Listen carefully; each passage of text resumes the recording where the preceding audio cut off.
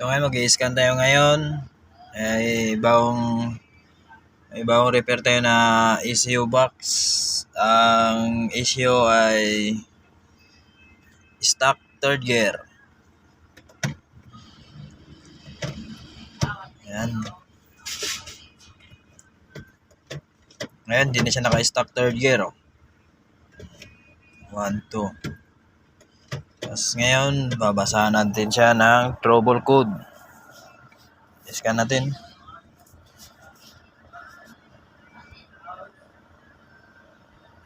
Korean. Tapos punta tayo sa accent.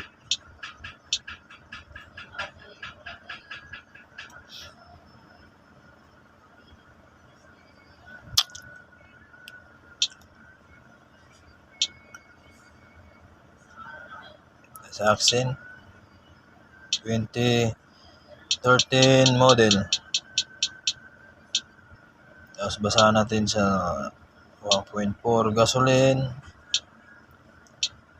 individual, powertrain.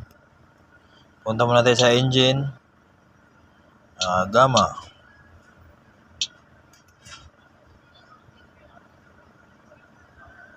Tapos red fault code. Tingnan natin kung may fault code pa ba sa engine. Ayan, clear na po siya.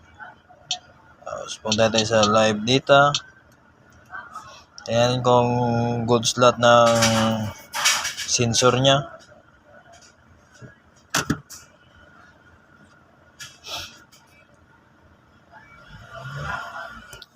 Ayan.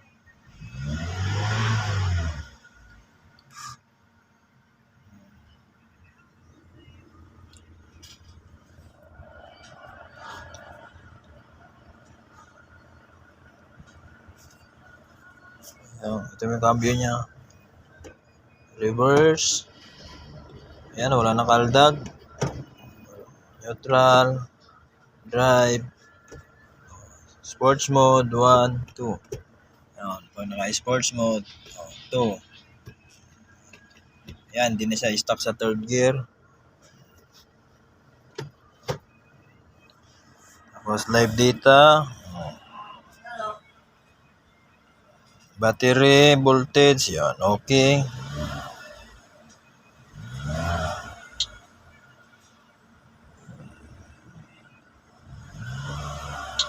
Okay, punta tayo sa ignition output, value.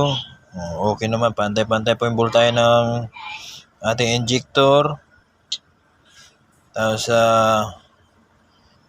injection, yung mga injector niya, pantay-pantay din ang voltahe, walang misfire.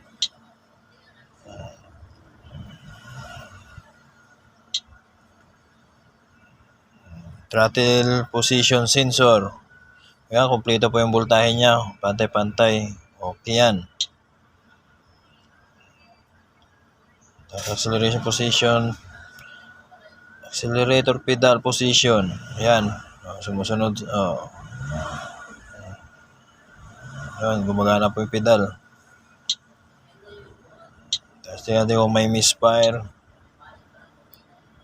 Sa knock, wala naman siyang knocking sounds.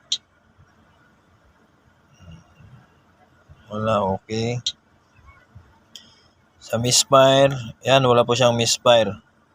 0 po yung count niya. 0. May goods pa yung engine natin. Wala pang malfunction na mga sensor. Kaya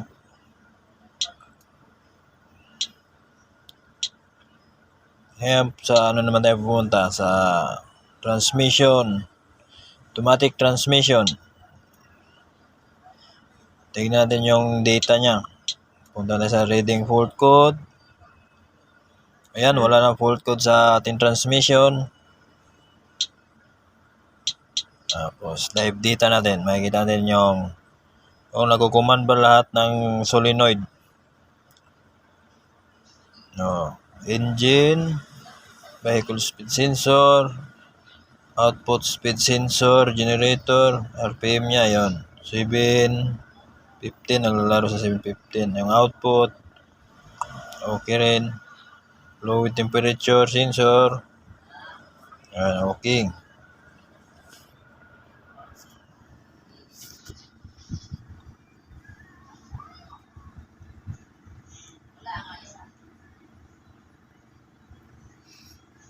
Tapos punta tayo sa light dito. Ayan, naka-neutral, naka-1 siya. Drive, naka-1 na rin siya.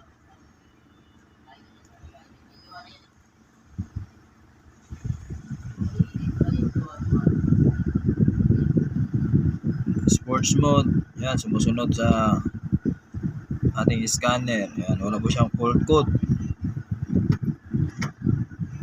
Pag may problema po tayo sa mga accent, pag naka-park siya, naka-stuck siya sa third, kaya malakas yung kaltag sa reverse. Ngayon, reverse mo, yan, naka-1 siya.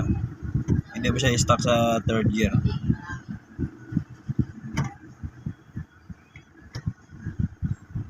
Tapos yung mga solenoid niya, yan, gumagana.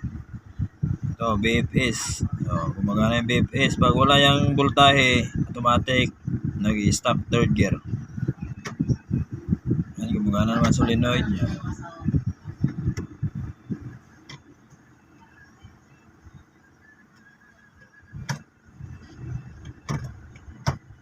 Yan po. Reverse.